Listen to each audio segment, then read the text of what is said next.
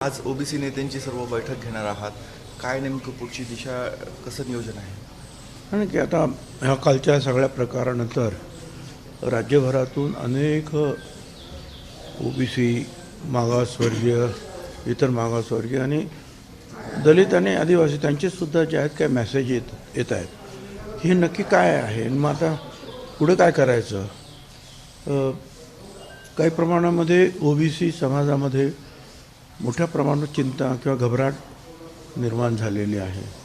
किंवा आता आमचं आरक्षण आता संपलं आहे, आता आम्ही पुढे काय, आता आमच्या म्हणजे मग शिक्षणाच्यामध्ये प्रवेश असेल तर काय, किंवा नोकरीमध्ये प्रवेश असेल तर काय, किंवा इतर ठिकाणी ज्या काही गोष्टी ओबीसीला मिळतात त्याच्यामध्ये आता हे सगळे वाटेकरी होणार. त्याचबरोबर ग्रामपंचायत, पंचायत समिती, जिल्हा परिषदेला कुठेतरी एखाद दुसरा निवडून येत होता ते सुद्धा आमचं जाणार. म्हणजे ओबीसी संपल्यासारखं आहे अशी एक भावना निश्चितपणे ओबीसीमध्ये निर्माण झालेली आहे. आणि ती काय अगदीच चुकीची आहे असं मला काही वाटत नाही. आहे निश्चितपणे ही भावना, त्याच्यामध्ये काही तथ्य जरूर आहे. आणि एकीकडे बॅकडोरने सर्वच मराठा समाजाला ओबीसी म्हणजे कुणबी सर्टिफिकेट द्यायचं आणि ओबीसीत घ्यायचं. आणि दुसरीकडे मात्र जे आहे 3 न्यायमूर्तींची कमिटी नेमून क्युरेटिव्ह पिटिशनमध्ये काय करायला पाहिजे त्याची कारवाई करायची. आणि त्याचबरोबर जे आता एक आयोग त्यांनी तो नवीन तयार केलेला आहे, कारण जुने जे होते आयोगातले सगळे ओबीसीचे लोक त्यांनी तर ह्या किंवा त्या कारणामुळे किंवा कशामुळे ते राजीनामा त्यांनी दिलेला आहे. आणि सगळे नवीन लोक त्याने जे भरलेले त्यांना हवे ते, आणि त्यांच्याकडून आता जे एक सर्वेक्षण त्यांनी ते सुरू केलेलं आहे आणि प्रचंड पैसासुद्धा निर्माण झालेला आहे. आणि आपल्याला माहिती आहे की सर्व सरकारी कर्मचाऱ्यांना त्यांनी कामाला लावलेलं आहे. ते कशासाठी, तर मराठा हे मागासवर्गीय आहे हे सिद्ध करणारा डाटा त्यांना सुप्रीम कोर्टापर्यंत न्यायचा आहे.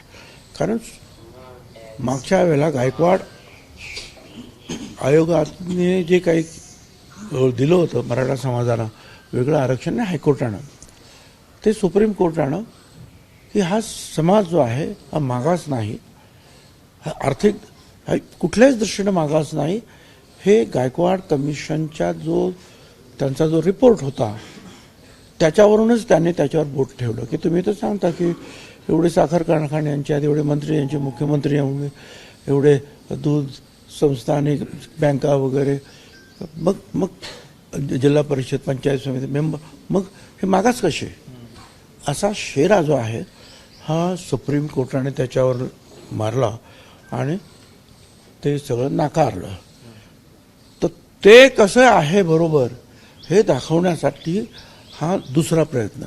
म्हणजे एकीकडून सगळे मराठा समाज ओबीसीमध्ये टाकायचे कोणते म्हणून, दुसरीकडून 3 न्यायमूर्ती आहेत ते क्युरेटिव्ह पिटिशन वगैरे जे आहेत त्याचा अभ्यास करणार, तिसरीकडून हे जे सर्वेक्षण जे आहेत ते करून वेगळं परत मराठा समाजाला आरक्षण ते 12-15% द्यायचं आहे त्याची तयारी करणार. म्हणजे सगळीकडे जे आहे एकतर्फीच कार्यवाही होताना आपल्याला दिसते. जर वेगळं मराठा आरक्षण आपल्याला द्यायचं आहे की ज्याला आमचा सपोर्ट आहे किंवा क्युरेटिव्ह पिटिशन जे दाखल केलेलं आहे ते यशस्वी व्हावं म्हणून सुद्धा आमचा पाठिंबा आहे. मग हे जर आहे तर या सगळ्या मराठा समाजाला कुणबी समाजामध्ये टाकण्याचं कारण काय. आणि मग परत त्यांचे सगळे सोयरे हमू कमू ह्या सगळ्यांना नुसतं साधं शपथपत्र दिलं ते पण 100 रुपयाचं ॲफिडेविट त्या स्टॅम्प पेपरवर पणची गरज नाही. हे सगळं करण्याची गरज काय. किंवा मग हे जर केलं तर मग ते करण्याची गरज काय. तसं सगळ्याच बाजूने जे आहे हा संभ्रम आहे. म्हणजे मुख्यमंत्री बोलतात आम्ही ऐकतो, परंतु मनाचं समाधान होत नाही आहे. तुम्ही असं केलं असं की ठीक आहे आपल्याला वेगळंच आरक्षण द्यायचंच आहे, काम सुरू केलं, आम्ही काही म्हणत नाही तिथे, किंवा क्युरेटिव्ह पिटिशन आम्ही काही म्हणत नाही. सगळ्याचे सगळे जे कुणबी तुम्ही 54 लाख नोंदी सापडल्या आणि त्याचे सगळे आता जे आहे सगळे सोयरे, मग बाकीचं हा उपद्रव करता कशाला? परत शिंदे कमिटी जी आहे ही त्यांचा मुदत संपली, काम संपलं त्यांचं. चालू ठेवा कशाला? सुप्रीम कोर्टाचे जे मुख्य न्यायाधीश आहे त्यांचा पगार 2,80,000 रुपये आहे आणि यांचं 4.5 लाख रुपये प्रत्येकी, जे असं मला कळलंय. ते कशासाठी? बरं, ते तेवढेच नाही, त्यांच्या खाली तो स्टाफ असणार, काम करत असणार. कशासाठी? झालं ना तुमचं काम. तुम्ही अगोदर सांगितलं की त्या निजामशाहीमध्ये आमच्या ज्या नोंदी अडकलेल्या ते शोधा, ते शोधलं. मग म्हणाले मराठवाड्यामध्ये सगळ्यांना ते काम, मग सगळ्या महाराष्ट्रामध्ये, मग सगळ्यांना ओबीसीमध्येच घ्या. हे सगळे जे हट्ट जे आहेत पुरवण्याचं काम सरकार करत आहे.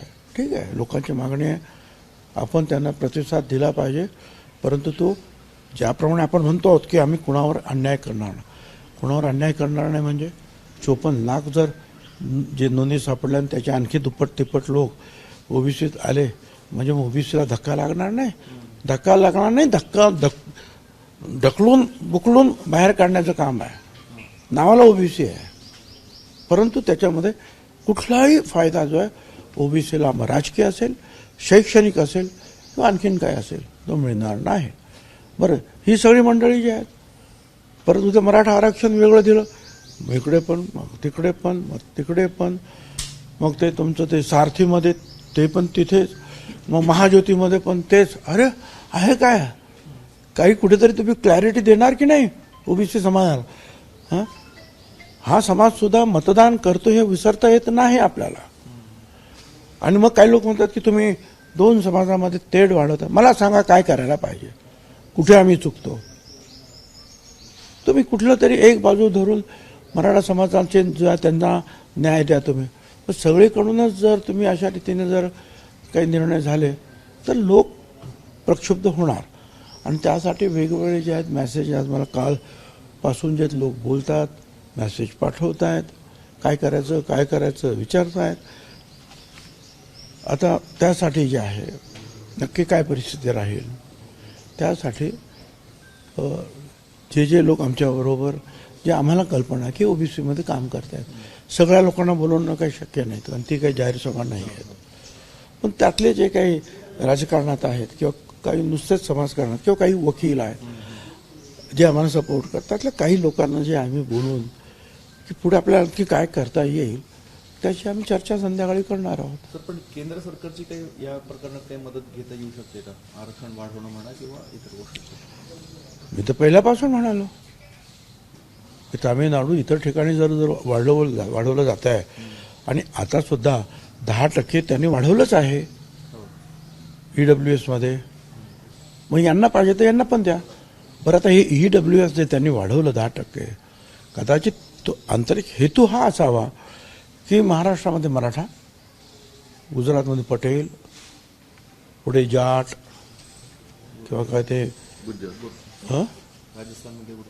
गुर्जर असतील किंवा आंध्र प्रदेश कापू वगैरे असे जे काही समाज आहेत त्यांना शांत करण्यासाठी हे 10% काढले असं मला स्वतःला वाटतं. आणि हे खरंच आहे. कशावरून? तर बाकीच्या सगळ्या ठिकाणचे पटेलांपासून गुर्जर, जाट सगळ्यांचे आंदोलन थांबले आणि महाराष्ट्रामध्ये सुद्धा सरकारने जाहीर केलं की या 10% आरक्षण जे EWS त्याच्यामध्ये 85% मराठा समाजानेच त्याचा फायदा घेतलेला आहे. म्हणजे यांनी मग शांत बसायला पाहिजे होतं, पण ते शांत न होता वेगवेगळी आंदोलनं करतायत का. आणि हजारो गाड्यातून सगळी गरीब माणसं जे आहेत ते मोर्चा घेऊन मुंबईला येतात. कोणी? हा, ते करणं ज्यांना, मला काही कल्पना नाही आहे काय. मी आता ओपनली सगळ्यांना आवाहन केलेलं आहे, सगळ्यांना करणं. मला नाशिकमध्ये सुद्धा काल काम होतं, काही कॉलेजचं काम होतं, त्यामुळे ते सगळं घाईघाईने आपण बोलवलेलं आहे. जे येतील काय, काही लोक स्वतःहून काम करत असतात स्वतंत्रपणे, काही लोक पक्षात राहून काम करतात, काही लोक लिखाणाचं काम करतात, काही वकील मार्गदर्शन करतात, काही वेगवेगळ्या सभांमधून मार्गदर्शन होतं. ज्यांना जे जे काही सुचेल ते ते त्यांनी करावं. इथे आम्ही केवळ एका जातीसाठी लढत नाही आहोत. केवळ मराठा समाज ही एका जातीसाठी आमची लढाई नाही. आमची लढाई 374 जातींसाठी आहे. मग त्याच्यामध्ये भटक्या विमुक्त आले, ते नंदी बैलवाले आले, ते आणखीन जे काही ते मर्याईवाले असतात, सापवाले, गारुडी, अमुक तमुक, अनेक लहान तिथून भटक्या विमुक्त जे आहेत सगळे, ते सगळे आहेत. त्याच्यामध्ये मोठे समाजसुद्धा आहेत, जसे धनगर आहेत, माळे आहेत, वंजारी आहेत, तेली आहेत, मूळ कुणबी आहेत, मग सुतार, लोहार, अमुक तमुक, 12 बलुतेदार, अलुतेदार, असे 374 जातींचं नुकसान होऊ नये म्हणून आमचा हा सगळा प्रयत्न आहे. आरक्षणाचे जे प्रश्न होता त्याचा मार्ग मुख्यमंत्री एकनाथ शिंदे यांनी काढला आहे. त्यामुळे मराठा बांधवांचे मन जिंकले असं अनेक नेते म्हणत आहेत. चांगली गोष्ट आहे ना.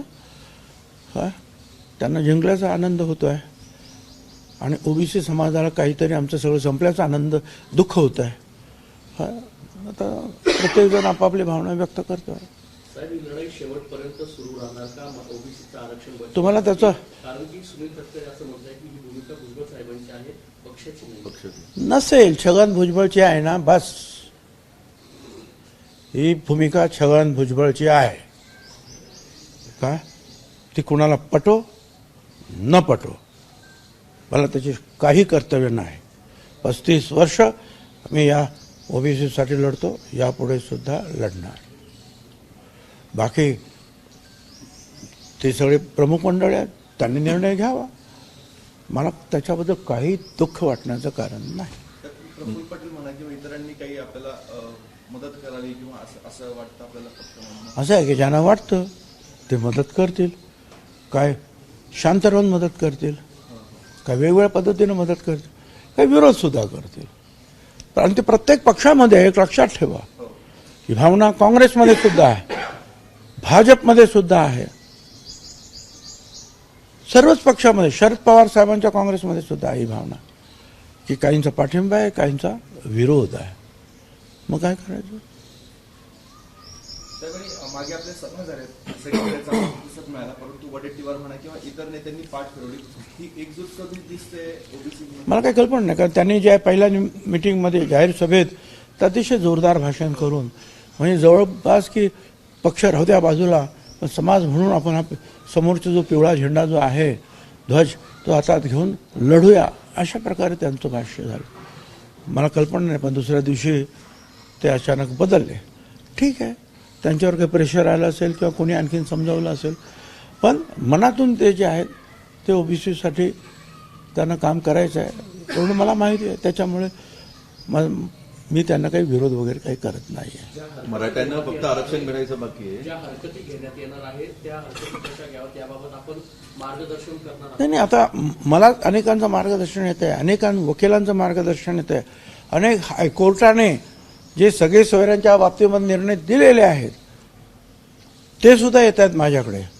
त्या सगळ्यांचं जे आहे मिलाप करून, जे आहे एकत्रित करून आम्ही आमची भूमिका मांडू. मराठ्यांना फक्त आरक्षण मिळायचं बाकी आहे, ते कधी मिळणार असं मुख्यमंत्र्यांना विचार, असं ट्विट राज ठाकरेंनी केलंय. काय नेमकं ट्विट? मला काय माहिती, मला माहिती नाही त्यांनी काय विचारलं काय नाही आणि त्याचं उत्तर काय तेही मला माहीत नाही. मी माझं काय आहे ते मला विचारा ना तुम्ही. धन्यवाद सगळ्यांना. एबीपी माझा, उघडा डोळे बघा नीट.